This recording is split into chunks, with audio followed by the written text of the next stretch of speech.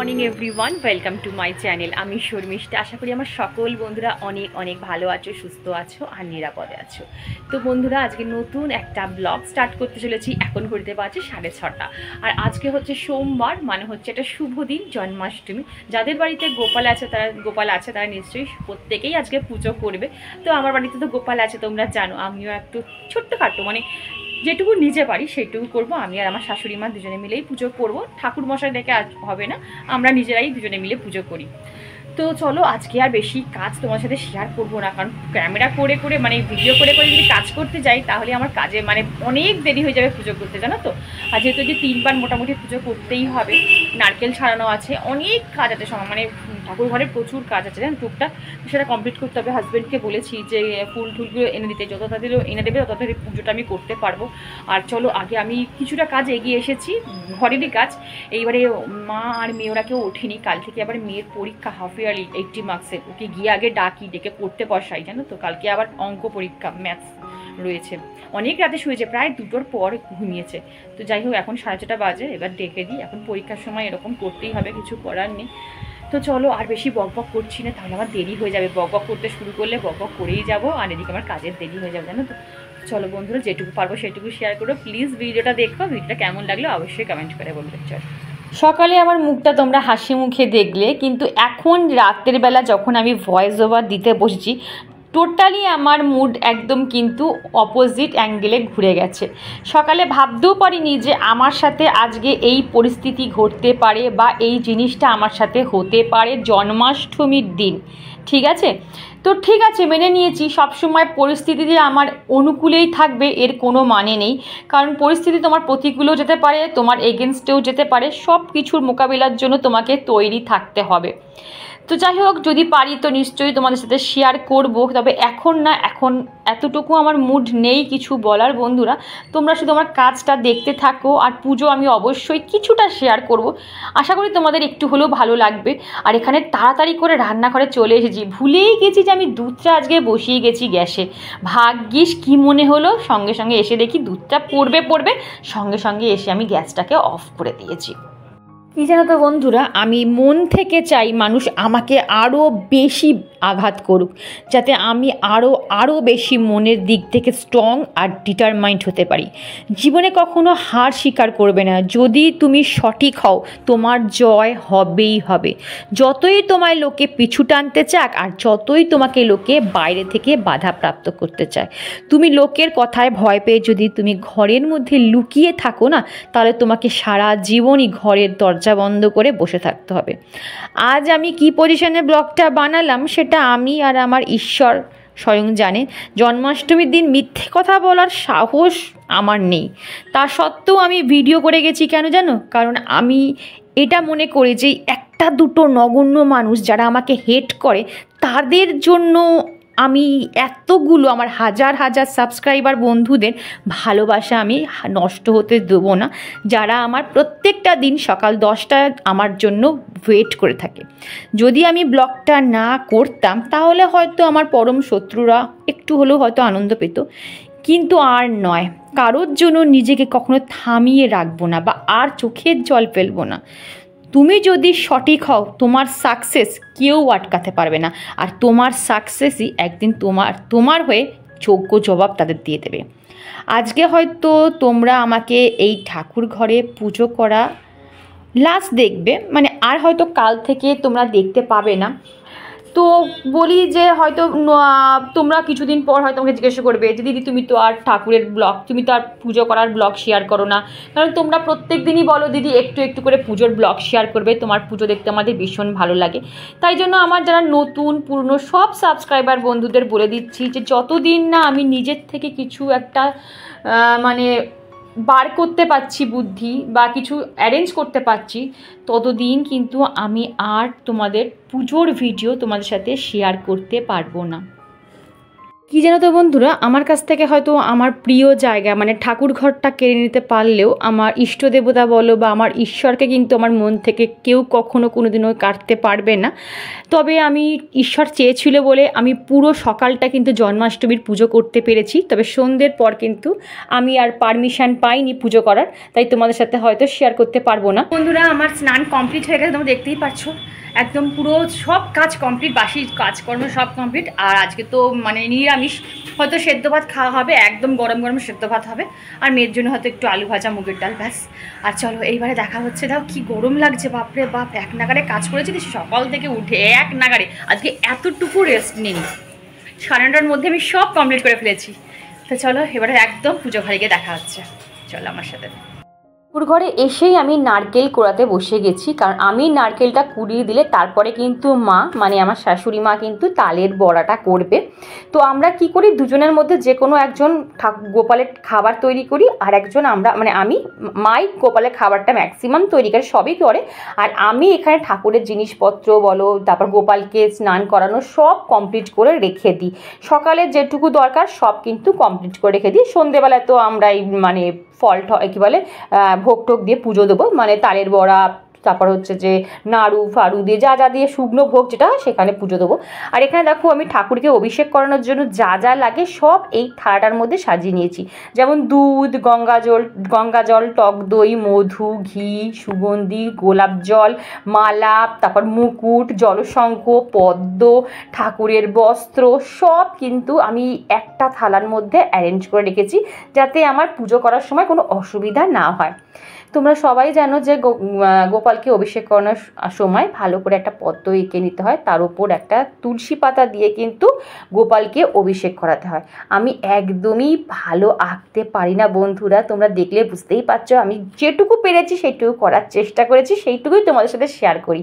যেটা আমি পারি না সেটা আমি অন ক্যামেরায় স্বীকার করি, আমি পারি না বন্ধুরা।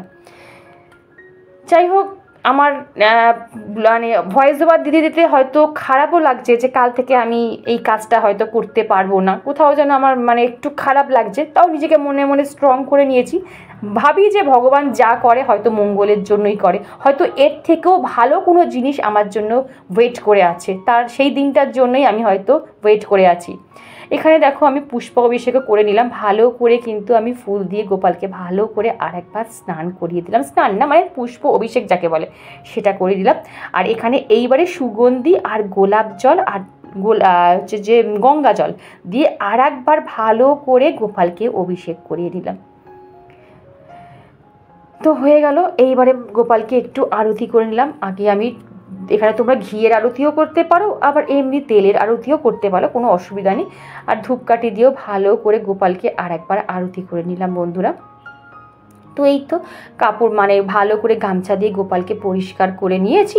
আমি কিন্তু প্লেন জল দিয়েও আর একবার ধুয়ে নেবো, এই যে প্লেন জল দিয়েও কিন্তু ভালো করে একবার পরিষ্কার করে নেবো, যাতে কোনো রকম মানে ওই যে দুধ, ঘি, মধু এগুলো যেন লেগে না থাকে। একদম ভালো করে পরিষ্কার করে গামছা দিয়ে মুছে তারপরে আমি গোপালকে কিন্তু সাজিয়েছি। আর এখানে সিংহাসনটাকে আমি ফুল দিয়ে আর একটু চালের গুঁড়ো দিয়ে কিন্তু সিংহাসনটা পেতে নিয়েছি, তার উপরে গোপালের সিংহাসনটা রাখলাম। যেটুকু পেরেছি বন্ধুরা আমি সেইটুকু তোমাদের শেয়ার করার চেষ্টা করেছি। ভুল ত্রুটি হতেই পারে, মানুষ হয়ে জন্মেছি যখন, ভুল ত্রুটি হতেই পারে। যদি আমার কোনো ভুল ত্রুটি হয় তো প্লিজ আমায় কমেন্ট বক্সে জানিও, আমি সেটা চেষ্টা করব সংশোধন করে নেওয়ার। তো যাই হোক, আমি এখানে দেখো গোপালকে সাজিয়ে নিয়েছি, আর এই তো গোপালকে আমি সিংহাসনে বসিয়ে দিলাম। কেমন লাগছে আমার গোপালকে তোমরা অবশ্যই কমেন্ট করে বলো। আর এই দেখো মুকুটটা না পড়ে গেছিলো, বলতে পারো গোপাল থেকে আমার গোপালের মানে মুখ থেকে মুকুটটা না অনেকটা বেশি বড় হয়ে গেছে।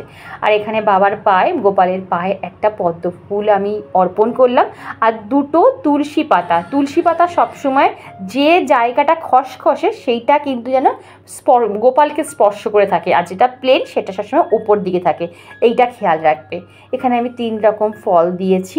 আর এখানে যেহেতু গোপাল মানে সে বাচ্চা, সে তো চকলেট, মাখন এগুলো তার সবচেয়ে প্রিয় খাবার, তো এই যেই কটা পেরেছি সেই কটা সাজিয়ে দিয়েছি। আর এখানে দেখো কিছু মিষ্টি, 3 রকম ফল, চকলেট, বাটার আর কিছু মিষ্টি দেবো, 2টো লাড্ডু দেবো আর একটু নিকুতি দেবো।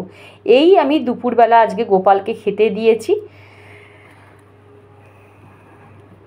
আজ তোমাদের সামনে আমি কথাগুলো বলতে চাইনি, কিন্তু মুখ ফুটে বেরিয়ে এলো বন্ধুরা। আমার অতি বড় শত্রু যারা আমার অনেক ক্ষতি করেছে, তাদেরও আমি কোনো দিনও কিন্তু অভিশাপ দিইনি। তারা আমাকে অনেক অভিশাপ দিয়েছে, এখনও স্টিল না প্রচুর অভিশাপ দেয়। কিন্তু বিশ্বাস করো, ভগবানের সামনে বলছি, আমি কোনো দিনও কাউকে সাপ সাপান্তর কিচ্ছু করিনি। আমি সবসময় মনে রাখি যে ভগবান আছে, ঈশ্বর আছে। তুমি যদি সৎ হও, সেই অভিশাপ তোমার গায়ে কেন, তোমাকে স্পর্শও করতে পারবে না। তো এখানে আমি ভয়েস ওভার দিচ্ছি আর মেঘ ডেকেই যাচ্ছি, জানি না তোমরা শুনতে পাচ্ছ কি না। তো যাই হোক, আমার এখানে পুজো কমপ্লিট হয়ে গেছে। প্রত্যেকটা প্রসাদে কিন্তু আমি একটা তুলসী পাতা দিয়ে অর্পণ করেছি, কারণ তুলসী পাতা ছাড়া যে পুজো ভোগ সম্পূর্ণ হয় না। এটা তোমরাই আমাকে শিখিয়েছো বন্ধুরা, থ্যাংক ইউ সো মাচ। তোমাদের কাছ থেকেও আমি অনেক কিছু শিখেছি। তোমরাও যেমন আমার কাছ থেকে শিখেছো, তেমনি আমিও প্রতিনিয়ত তোমার কাছ থেকে শিখেছি। তো চলো এবারে আমি আরতিটা করে নিই। আর আরতিটা সবসময় কিন্তু শুরু করতে হয় তোমার হচ্ছে গণেশজিকে দিয়ে, মানে গণেশ ঠাকুরকে সবার ফার্স্ট আরতি করবে, তারপর কিন্তু সব দেবতাকে আরতি করবে। তো আমার এখানে গণেশ ঠাকুরকেও আরতি করা হয়ে গেছে, তারপর সব দেবদেবীকে কিন্তু ভালো করে একটু আরতি করে নিলাম। ঠাকুরকে জানালাম, ঠাকুর তুমি আমাকে পথ দেখিও, সঠিক পথ দেখিও, আর কিচ্ছু না, আর মনের জোর দিও, ব্যাস। আমার কারোর প্রতি কোনো অভিযোগ নেই, কিচ্ছু নেই। বিশ্বাস করো বন্ধুরা, আজকে হয়তো ব্লগটা আমি জানি না কীরমভাবে শেয়ার করছি বা কি বলছি, আমি সত্যিই জানি না। আদৌ ব্লগটা কেমন করলাম তাও জানি না। এইটুকুই আজকে আমার পুজো করা। সন্ধেবেলার পর আমি অনেক প্ল্যান করেছিলাম, কিন্তু কিছুই আমি করতে পারিনি। তো যাই হোক, ঠাকুরকে এই লাস্ট আমি এখানে প্রণাম করে গেলাম। তো চলো বন্ধুরা, ভিডিওটা কেমন লাগলো অবশ্যই কমেন্ট করে বলো। আর এখানে দেখো ভালো করে কিন্তু আমি সাজালাম, আমার না যেটুকু পেরেছি সেইটুকু দিয়ে আমি সাজিয়েছি। তবে হ্যাঁ, এই যে এগুলো দেখতে পাচ্ছ, এগুলো আগের দিন মানে শাশুড়ি মা কিনে নিয়ে এসেছিলো বাজার থেকে, তো ওইগুলো একটু সাজিয়ে দিলাম, ডেকোরেশন করে দিলাম। তো ভালো করে তোমাদের একবার আমি দেখিয়ে দিচ্ছি কেমন লাগলো। আমার গোপালকে, নাড়ু গোপালকে সাজিয়েছি, নিজের হাতে সাজিয়েছি। কেমন লাগলো অবশ্যই কমেন্ট করে বলো বন্ধুরা।